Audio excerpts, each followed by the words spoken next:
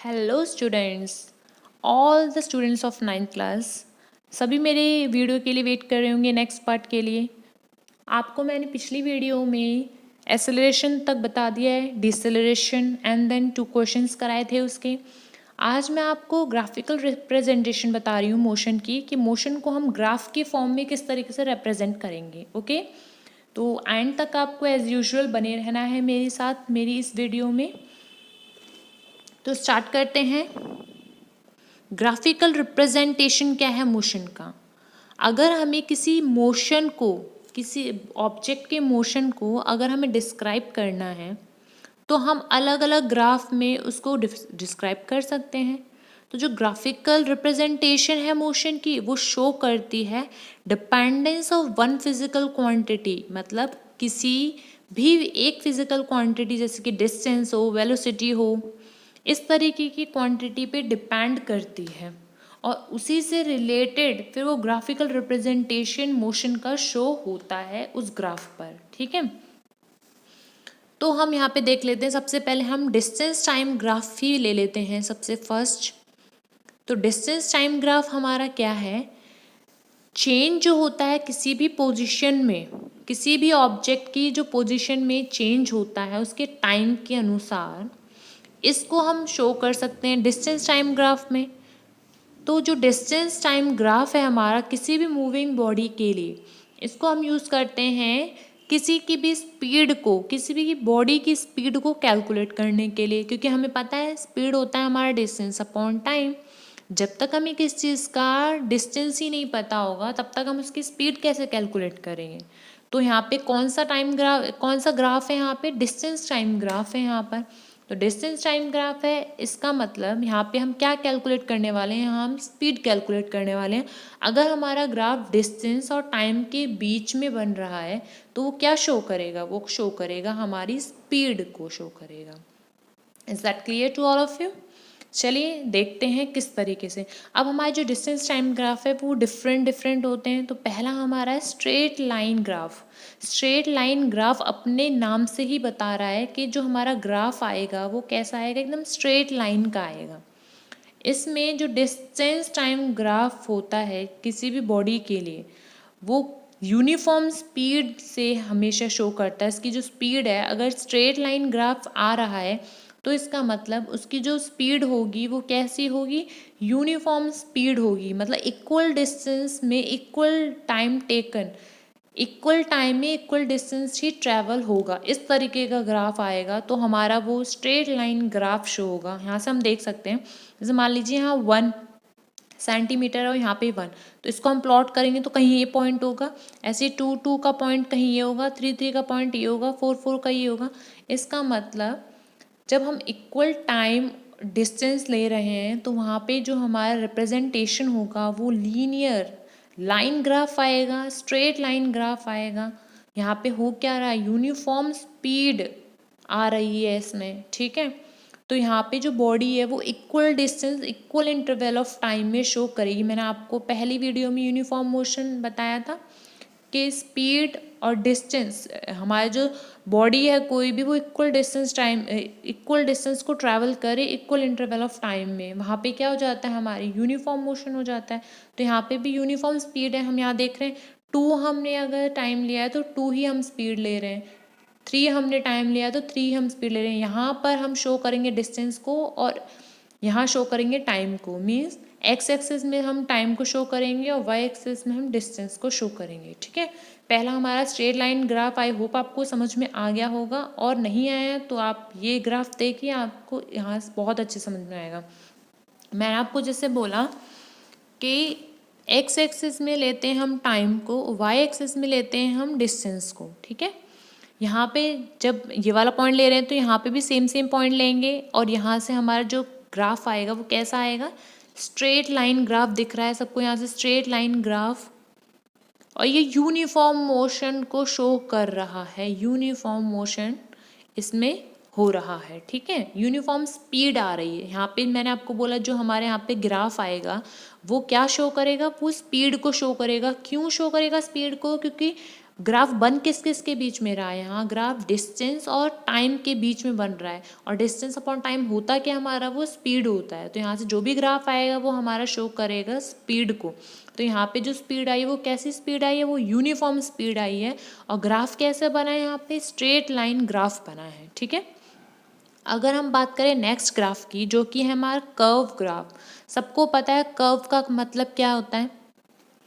जब भी कोई ग्राफ, ठीक है, यहाँ पे टाइम और डिस्टेंस के बीच में बन रहा हो, ठीक है, और वो नॉन यूनिफॉर्म हो, नॉन यूनिफॉर्म तो सबको पता ही है, क्या आपको पिछली वीडियो में बताया था मैंने कि डिस्टेंस टाइम सेम हो बट डिस्टेंस अलग अलग हो, इक्वल टाइम में अनइक्वल डिस्टेंस ट्रैवल हो रहा हो, है ना। इक्वल टाइम हो लेकिन डिस्टेंस कैसा हो, अनइक्वल, तो उसमें क्या आ जाएगा हमारा, नॉन यूनिफॉर्म स्पीड आ जाएगी उसमें हमारी। तो यहाँ पर जो स्लोप आएगी हमारी इस तरीके की नॉन यूनिफॉर्म मोशन, वो इस तरीके से आएगी, ठीक है।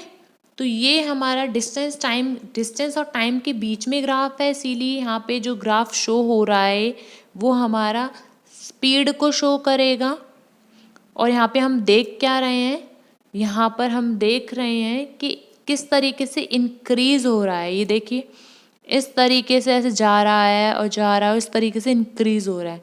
तो वेलोसिटी किस तरीके से इंक्रीज हो रही है, यहाँ पे हमारा ग्राफ स्ट्रेट नहीं है एकदम, इस तरीके से कर्व आया है, तो इसीलिए हम इसको क्या बोल रहे हैं, कर्व ग्राफ बोल रहे हैं, ठीक है।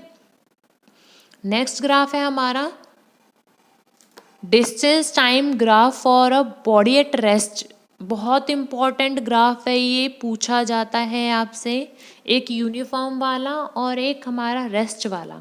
रेस्ट पे क्या है, जो बॉडी है आपकी वो कहीं पर भी मूव नहीं कर रही, जहाँ थी वहीं पर है, तो वो बॉडी हमारी कहलाई जाती है रेस्ट पर है वो बॉडी, ठीक है।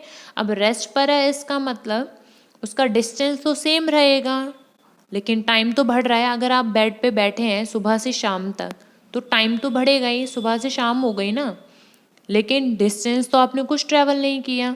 तो ऐसे केस में क्या है, डिस्टेंस तो सेम है, कांस्टेंट है, लेकिन हमारा टाइम जो है वो बढ़ता जा रहा है।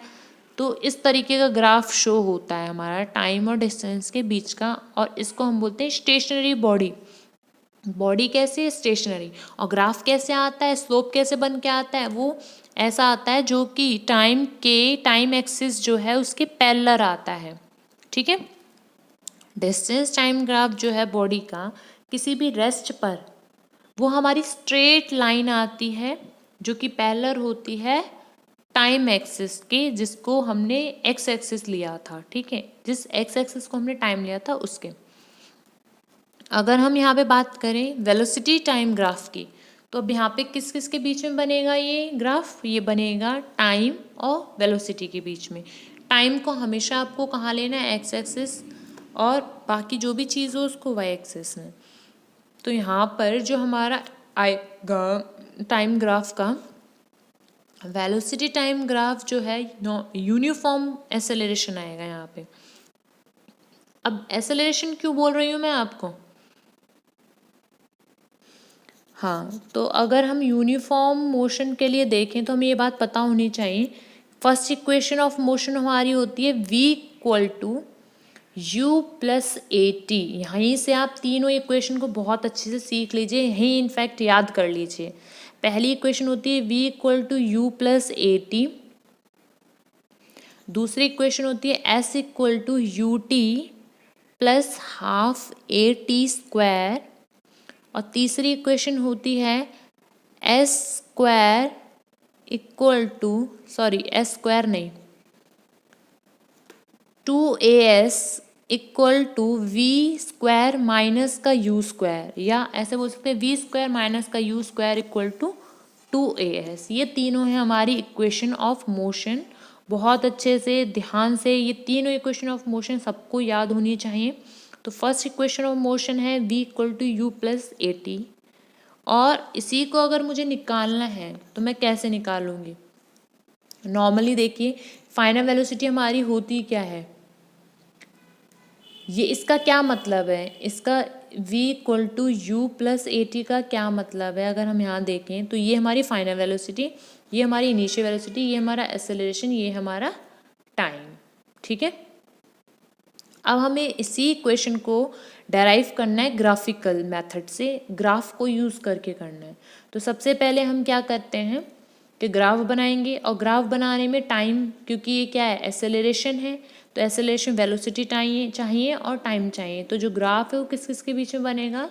वेलोसिटी और टाइम के बीच में बनेगा। ठीक है, अब ग्राफ बन रहा है किस तरीके से, देखिए जब भी कोई बॉडी है वो ज़ीरो से स्टार्ट करती है, तो यहाँ से यहाँ तक कोई इसकी इनिशियल वेलोसिटी रही होगी, तो ज़ीरो से ए, ये हम बोलेंगे यू है इसका। फिर यू से वो एकदम लास्ट पॉइंट में जो जाएगी उसको हम बोल देंगे वी। ठीक है, मीन्स फाइनल वेलोसिटी। और जो भी इनकी पैरेलल चीज़ें, जैसे कि यहाँ से यहाँ तक का टाइम है तो ये टाइम हो जाएगा, और इसके पैरेलल क्या है, ये वाली लाइन है, तो ये भी टाइम हो जाएगा। इसके पैरेलल कौन सी, ये वाली लाइन डी सी ए ओ के पैरेलल, तो ये भी हमारी इनिशियल वेलोसिटी हो जाएगी। इस तरीके से आप लोगों का आएगा। ठीक है, और यहाँ से अगर हम बोलें कि हम लोग को ग्राफ करना है, तो ग्राफ शो कैसे होगा, और किसका ग्राफ शो कर रहे हैं हम, v equal you plus A T का। तो यहाँ पर अगर मान लें कि हमारे पास एक बॉडी है जिसका इनिशियल वेलोसिटी u है। ठीक है, जैसे मैंने आपको अभी बताया इनिशियल वेलोसिटी क्या है, u है, और t ज़ीरो से स्टार्ट करते हुए किसी एक पॉइंट पे पहुँच गए, यहाँ पर a पॉइंट पे पहुँच गए, तो यहाँ से क्या हो रहा है, वेलोसिटी जो है वो v में चेंज हो रही, u थी वो किस में चेंज हो गई, v में चेंज हो गई b पॉइंट पर जाते। तो फाइनल वेलोसिटी कितनी है इसकी, v है। ठीक है, तो ये ग्राफ आई होप आपको समझ में आ गया होगा। अब हम यहाँ पे देख लेते हैं, यहाँ पर जो एक्सेलरेशन आया है बॉडी के लिए, जो एक्सेलरेशन होता है कि हमारा चेंज इन वेलोसिटी होता है टाइम के अकॉर्डिंग। तो वेलोसिटीज़ में किस तरीके से डिफरेंस आया था, यहाँ पे देखिए वेलोसिटी हमारी फाइनल और इनिशियल होती है, तो यहाँ से ओ बी, यहाँ से अगर हम देखें ये फाइनल वेलोसिटी होगी उसकी पूरी की पूरी, और यहाँ से यहाँ तक ओ ए वो हमारी इनिशियल होगी। ठीक है, और जो टाइम होगा वो होगा हमारा ओ से लेके यहाँ तक सी तक, इसको हम बोलेंगे टाइम। तो हमारी एक्सेलरेशन होती क्या है, rate of change of velocity with respect to time. इसी ए से हम शुरू करेंगे और इक्वेशन ऑफ मोशन को लेकर आएंगे। याद रखना कैसे, एक्सेलरेशन से हम इक्वेशन ऑफ मोशन लाएंगे। तो एक्सेलरेशन में होता है rate of change of velocity. यहाँ से हमारी फाइनल क्या थी v, इनिशियल क्या थी u अपॉन t। जैसे ही हम इसको सॉल्व करते हैं तो ये t इधर चला जाएगा LHS में, तो a t बन जाएगा और v माइनस का u हो जाएगा। इसको हम और तरीके से कर सकते हैं, और अगर हम लिखना चाहें तो हम इसको लिखेंगे v equal to U plus A T. u को हमने वहाँ भेज दिया ए टी के पास में, तो u प्लस ए टी। ठीक है, ये थी आपके फर्स्ट इक्वेशन ऑफ मोशन। अब सेकेंड इक्वेशन ऑफ मोशन अगर हम करें तो वो जो रीजन बन के तैयार हुआ था वो कैसा रीजन था, ज़रा देखिए। एक तो हमारा था ट्रायंगल, और एक है हमारा रेक्टेंगल, राइट। या हम इसको पूरा ही एक साथ लेना चाहें तो हम बोल सकते हैं ये एरिया किसका, ये है एरिया ट्रेपीजियम का, ये एरिया है ट्रेपीजियम का। ट्रेपीजियम में दो हमारी नॉन पैरेलल साइड होती, एक हमारी पैरेलल साइड होती है ये वाली और ये वाली, ये वाली आमने सामने वाली, लेकिन दूसरा जो होता है साइड वो पैरेलल नहीं होती आपस में। तो वन पेयर जो है वो अनपैरेलल होती है, सिर्फ और सिर्फ वन पेयर पैरेलल हो जाती है और दूसरी वाली अनपैरेलल होती है। इस तरीके से ट्रेपीजियम होता है। तो ये हमारे एक ट्रेपीजियम भी है, और ट्रेपीजियम भी हमारे एक ट्रायंगल और एक रेक्टेंगल की हेल्प से बना हुआ है। यहाँ पे भी अगर हम देखें तो ट्रायंगल का फॉर्मूला क्या होता है, इस ट्रायंगल का फॉर्मूला क्या होगा, एरिया क्या होगा, हाफ बेस इनटू हाइट, और इस रेक्टेंगल का एरिया क्या होगा, लेंथ इनटू ब्रेथ। अगर मैं पूरा ट्रेपीजियम की बात करूँ, ट्रेपीजियम का फॉर्मूला क्या होता है, एरिया ऑफ ट्रेपीजियम क्या होता है, एरिया ऑफ ट्रेपीजियम हमारा होता है half base 1 plus base 2 into height.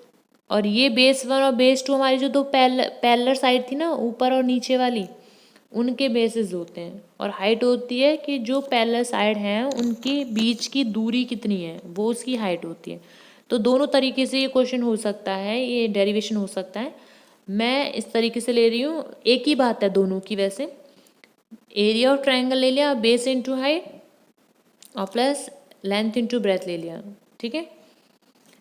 यहाँ पर बेस क्या हो जाएगा, AD, और वो है क्या, O से लेके पूरा T तक है, वही हमारा AD है। और H की बात करें अगर हम इसकी, तो BD हमारे यहाँ से यहाँ तक जो है BD, वो उसकी H है। और लेंथ की बात करें तो लेंथ हमारा AD ही है। और साथ साथ ब्रेथ की बात करें तो हमारी इस रेक्टेंगल की ब्रेथ जो है वो DC है, और इस DC को हम OA भी बोल सकते हैं, ठीक है।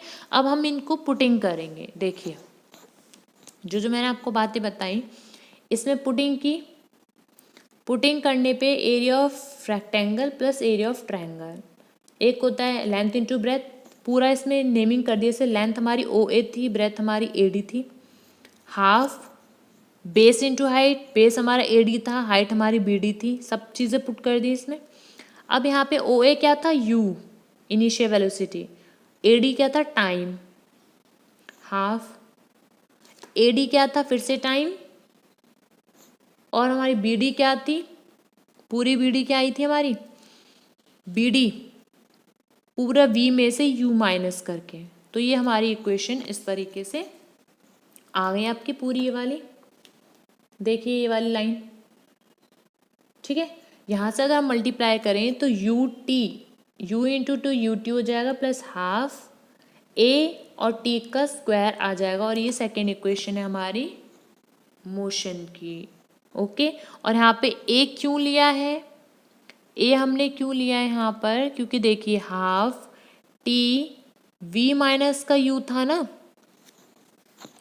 तो इसमें थोड़ा सा वो है चेंज कि हमारा एक्सेलरेशन क्या होता है, V minus U upon T होता है एक्सेलरेशन, राइट।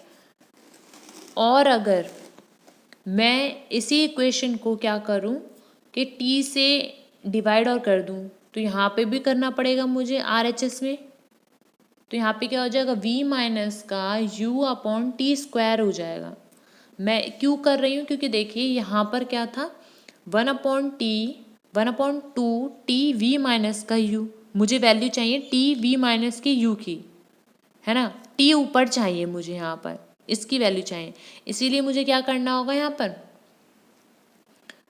दोबारा बताती हूँ, A equal to V minus का U अपॉन T होता है, और मुझे वैल्यू चाहिए किसकी, T V माइनस का U की, ठीक है। अब देखिए अगर मैं यहाँ से देखूँ, अगर मैं इसको क्या कर दूँ, T स्क्वायर से मल्टीप्लाई कर दूँ, तो क्या होगा, इधर भी T स्क्वायर से मल्टीप्लाई करना होगा मुझे LHS में। ये नीचे वाला T कट जाएगा और आएगा, किसकी वैल्यू आ जाएगी, देखिए एकदम इसकी वैल्यू आ जाएगी, T V माइनस का U की वैल्यू आ गई, T V माइनस का U आ गई, AT स्क्वायर आ गई। और इसको हम फटाफट इसमें क्या कर देंगे, पुट कर देंगे, ठीक है। तो यहाँ से ये हो गई हमारी second equation of motion, clear. अब हम देखते हैं थर्ड इक्वेशन ऑफ मोशन। जैसे मैंने आपको बोला था 2AS equal to V minus का U, इसको हम U स्क्वायर, इसको हम ऐसे भी शो कर सकते हैं, V square equal to U square plus का 2AS। देखिए ये U माइनस का उधर जाएगा तो प्लस में चेंज हो जाएगा, एक ही बात है, ठीक है। तो इस तरीके से शो कर सकते हैं, इस तरीके से शो कर सकते हैं। अब आएगा कैसे, मैंने आपको बताया ट्रपीजियम, वो हमारा जो फिगर है वो ट्रपीजियम की तरह भी है। जब हम second equation of motion use करेंगे तो हम यूज़ करेंगे रेक्टेंगल का एरिया और ट्रायंगल का एरिया। जब हम third equation of motion use करेंगे, निकालेंगे, तो हम यहाँ एरिया ऑफ ट्रपीजियम करेंगे, ठीक है। और ट्रपीजियम का एरिया मैंने आपको ऊपर पहले बताया क्या होता है, हाफ बेस 1 प्लस बेस 2, जो दो पैरेलल लाइन थी उनके बेस इंटू H। अब हम यहाँ पे यही करेंगे, जो बेस 1 था वो हमारा OA था, बेस 2 हमारा BC था, और हमारी हाइट OC थी अपॉन 2। इसको सॉल्व करने के बाद OA U था, BC V था, और OC हमारा T था। यहाँ पे करेंगे। अब यहाँ पे चीज़ आएगी थोड़ी सी डिफरेंट, कि यहाँ पे आया है हमारा u प्लस वी अपॉन 2 और इनटू टी। ठीक है, तो यहाँ पर हम करेंगे क्या अब इसमें, यहाँ पर अब आपको क्या करना है, आपको यहाँ पर टाइम की वैल्यू रखनी है, जो कि कैसे आती है टाइम की वैल्यू, हमें पता है acceleration v minus you upon T होता है। यहाँ से अगर मैं टाइम निकालूँ तो टाइम जो है ये एक्सेलरेशन इधर चला जाएगा, तो क्या हो जाएगा टाइम हमारा v माइनस यू अपॉन ए हो जाएगा हमारा टाइम। और हमने यहाँ पे यही किया कि इस टाइम की वैल्यू रखी है v माइनस का u अपॉन ए, और हमारा u प्लस वी और u माइनस वी हमें पता है, मैथमेटिक्स सबने पढ़ी हुई है 8th क्लास में। ये फॉर्मूला हमारा किसका होता है, ए स्क्वायर माइनस बी स्क्वायर, है ना। ए स्क्वायर माइनस बी स्क्वायर का क्या होता है, ए प्लस बी ए माइनस बी। तो वही चीज़ इसमें यूज़ की है कि u प्लस वी और u माइनस वी हमारा हो जाएगा u स्क्वायर माइनस का v स्क्वायर माइनस का u square upon 2a। 2a तो ये 2 इंटू ए है तो 2a हो जाएगा। ठीक है, और यहाँ से जब ये 2a इधर जाएगा तो ये हो जाएगा 2as, और v स्क्वायर माइनस का u square equal to 2as हमारा इक्वेशन जो थी वो थर्ड इक्वेशन ऑफ मोशन हमारी आ जाएगी। अब जब हमने इक्वेशन ऑफ मोशन पढ़ी है इसमें, तो अब हम देख लेते हैं इससे रिलेटेड क्वेश्चंस किस तरीके से बनेंगे। तो हमारा पहला क्वेश्चन है कि एक कार है वो स्टार्ट हो रही है रेस्ट से। जब भी कार रेस्ट से शुरू हो, इसका मतलब पहले तो बनती अभी भी शुरू हुई है, इसका मतलब यूज़ का क्या हो जाएगा 0। यहाँ पे जो मैं बातें बोलूँगी बहुत ध्यान से सुनना, उनको नोट डाउन कर लेना। जब भी कार स्टार्ट हो रही हो रेस्ट से तो यू हमारा 0 मीटर पर सेकेंड हो जाता है, और अगर कार रुक रही हो, पहले चल रही थी और बाद में रुक रही है, तो उसकी फाइनल वेलोसिटी 0 हो जाएगी। और अभी शुरू हुई है अगर, तो उसकी इनिशियल वेलोसिटी 0 हो जाएगी। तो यहाँ पे क्या हुआ, एक कार अभी स्टार्ट हुई है रेस्ट से, पहले तो एकदम शांत बैठी हुई थी, रेस्ट पोजीशन पे थी, चल नहीं रही थी, रुकी हुई थी, और अभी शुरू हुई है तो इसकी इनिशियल वेलोसिटी 0 हो जाएगी। ठीक है, remember this. And then uniform acceleration दिया हुआ है इसका 0.1 मीटर पर सेकेंड स्क्वायर, और टाइम दिया हुआ है इसका 4 मिनट। अब बोला है इसकी स्पीड और डिस्टेंस ट्रेवल निकालना है। तो यहाँ पर क्या क्या चीज़ें दी गई हैं, u दिया हुआ है, a दिया हुआ है, t दिया हुआ है, हमें इसकी निकालनी है स्पीड, मीन्स v निकालनी है हमें इसकी। अब यहाँ से कुछ देख रहे हैं, u दिया हुआ है, a दिया हुआ है, t दिया हुआ है, हम तो फटाफट से इसमें फर्स्ट इक्वेशन ऑफ मोशन डाल सकते हैं, v equal to U plus A T, और हमारा आ जाएगा v की वैल्यू, है ना। तो हम यही करेंगे। पहले यहाँ पे ये देखिए कि जो हमारा t है वो किस में दिया हुआ है, मिनट में दिया हुआ है, बाकी सारी ही चीज़ें मीटर और सेकेंड में, और ये टाइम हमारा मिनट में। तो हमें इसे क्या करना होगा, सेकेंड में चेंज करना होगा। सेकेंड में चेंज करने के लिए क्या करेंगे, 1 मिनट में कितने सेकेंड होते हैं, 60 सेकेंड होते हैं। तो 4 मिनट में कितने सेकेंड होंगे, 4 इंटू 60 सेकेंड मीन्स 240 सेकेंड्स। ठीक है, तो आपकी अब सारी चीज़ें आ चुकी हैं, आपको सिर्फ और सिर्फ फॉर्मूले में पुट करना है, v equal to U plus A T. u हमारा कितना है 0, a 0.1 और t 240। इसको जब हम सॉल्व करेंगे तो v हमारा क्या हो जाएगा 24 मीटर पर सेकेंड हो जाएगा। ठीक है, तो नेक्स्ट क्वेश्चन देख लेते हैं अब हम। नेक्स्ट क्वेश्चन में बोल रहा है the brake applied to a car produce deceleration. जब भी डिसलेशन मीन्स रिटार्डेशन, है ना, नेगेटिव हो जाएगी इसकी एक्सेलरेशन। एक्सेलरेशन जो भी दी गई है तो उसकी नेगेटिव कर दीजिए। ठीक है, ये यूनिट याद कर लेना, मीटर पर सेकेंड स्क्वायर। अपोजिट डायरेक्शन में जा रही है, और अगर जो कार है वो 2 सेकेंड रिक्वायर कर रही है स्टॉप करने के लिए after application of brake. Brake applied हो रहे हैं, उसमें ध्यान रखिए क्या हो रहा है, ब्रेक अप्लाइड हो रहे हैं किसी भी कार में, तो क्या होगा, वो इसका मतलब फाइनल पोजीशन पे आ रही है, उसकी v इक्वल टू 0 हो जाएगी। और टाइम कितना लग रहा है उसको, 2 सेकेंड लग रहा है ब्रेक लगाने में, और मतलब अपनी पोजीशन 0 में लाने के लिए वेलोसिटी को। तो अब इसमें बोला है हमें डिस्टेंस निकालना है, कितना डिस्टेंस लगेगा। अब यहाँ पे एक्सेलरेशन है, v है, टी है, तो डिस्टेंस कैसे निकलेगा बताइए। डिस्टेंस निकालना है, हम कौन सी इक्वेशन इसमें पुट करेंगे, कौन सी इक्वेशन यूज़ करेंगे हम यहाँ पर, फर्स्ट, सेकेंड या थर्ड। फर्स्ट हमारी v equal to U plus A T होती है, सेकेंड हमारी s क्या होती है, सेकेंड हमारी s equal to U T plus half A T square होती है ना।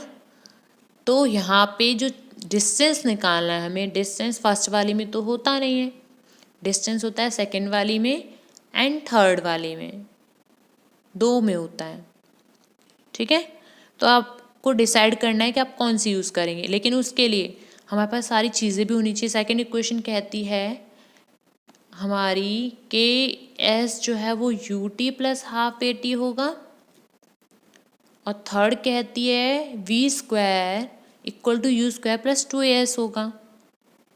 तो उसके लिए दोनों के लिए यू तो चाहिए ही हमें, अब यू निकालना होगा पहले, तो पहली इक्वेशन भी यूज़ करनी पड़ेगी क्योंकि हमें यू निकालना है।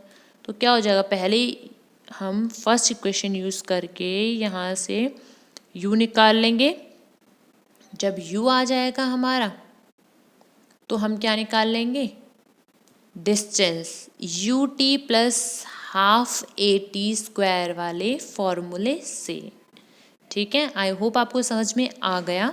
दोबारा बता देती हूँ, उसमें हम लोगों को v दिया हुआ था क्योंकि ब्रेक अप्लाइड हो रही थी, इसका मतलब जो हमारी पोजीशन, वो हमारी जो ऑब्जेक्ट है वो फाइनल, इसकी जो पोजीशन है वो 0 होने वाली है, स्पीड जो है 0 होने वाली है क्योंकि ब्रेक अप्लाइड हो रही है, तो v इक्वल टू 0 किया था। t दिया हुआ था, a दिया हुआ था, रिटार्डेड वाला था, डिसेलेरेशन वाला था, माइनस में कर देंगे उसको। यहाँ पे u नहीं है इसीलिए हमें u निकालना पड़ेगा पहले, और वो हम फर्स्ट इक्वेशन ऑफ मोशन से निकालेंगे। जब u आ जाएगा तो हम उसमें second equation of motion use करेंगे और वहाँ से हम s निकालेंगे, ठीक है। तो इस तरीके से होगा पुटिंग करने के बाद जो मैंने आपको बताई चीज़ें। Time 2 second, distance s, final velocity 0 क्योंकि ब्रेक अप्लाइड हो रही थी, रेस्ट पे आ रहा था। First equation of motion v equal to U plus A T, यहाँ से u की वैल्यू आ गई 12 मीटर पर सेकेंड, और s की वैल्यू थी you T plus half A T square, तो यहाँ पे पुटिंग की तो 12 इसका आंसर हो गया। अब हम देखते हैं यूनिफॉर्म सर्कुलर मोशन क्या है, ठीक है। सर्कुलर मोशन से तो समझ में आ रहा है मोशन कैसे में हो, सर्कुलर फॉर्म में हो, सर्कल के फॉर्म में हो। अब बोला यूनिफॉर्म, यूनिफॉर्म मैंने आपको पहले ही बताया हुआ है कि equal distance equal interval of time में अगर होता है तो वो सारी चीज़ें यूनिफॉर्म हो जाती हैं। तो अब दोनों चीज़ों को कंबाइन कर दीजिए कि अगर कोई ऑब्जेक्ट मूव कर रहा है सर्कुलर पाथ में यूनिफॉर्म स्पीड के साथ, है ना, वही यूनिफॉर्म स्पीड का मतलब वही है जो मैं आपको पहले ही बता चुकी हूँ, अभी भी बता रही हूँ, equal distance equal interval of time में होना, ट्रैवल करना, ठीक है। तो वो मोशन जो कि सर्कुलर पाथ में हो रहा है साथ साथ यूनिफॉर्म स्पीड के साथ हो रहा है, तो उसको हम क्या बोल देंगे, यूनिफॉर्म सर्कुलर मोशन बोल देंगे। फिर आती है बात कि जो वेलोसिटी है वो जैसे जैसे डायरेक्शन चेंज होती है वैसे वैसे ही वेलोसिटी चेंज हो जाती है, किसकी, यूनिफॉर्म सर्कुलर मोशन की। एक्सेलरेशन कैसी होती है, इसमें हमेशा कांस्टेंट होती है। जो स्पीड होती है सर्कुलर मोशन के केस में, तो आप सभी को पता है स्पीड तो वही रहेगी डिस्टेंस अपॉन टाइम, बट जो डिस्टेंस है वो पूरा का पूरा जो सर्कमफ्रेंस होता है ना पूरे सर्कल का, वो होता है हमारा डिस्टेंस अपॉन टाइम, तो जितना टाइम दिया गया होता है। तो यहाँ डिस्टेंस हमारा सर्कमफ्रेंस होता है सर्कल का अपॉन टाइम, और जो कि 2 पाई आर होता है, क्योंकि हमारा होता कितना है, पूरा सर्कमफ्रेंस कितनी होती है सर्कल की, वो होती है 2 पाई आर। तो ये थी हमारी वीडियो मोशन चैप्टर की 9th क्लास के लिए। आई होप आपको पसंद आई होगी, जितना मैंने अपनी तरफ से क्लियर करने की कोशिश की। आपको कोई भी डाउट हो तो आप कमेंट बॉक्स में लिख सकते हैं। Please do like share my channel and subscribe it also, जो नए आए बच्चे हैं इस चैनल पर। एंड लाइक तो बनता है, आपके लिए ये सारी चीज़ें हो रही हैं तो हमें मोटिवेशन तो मिलना ही चाहिए। Thank you for watching this video.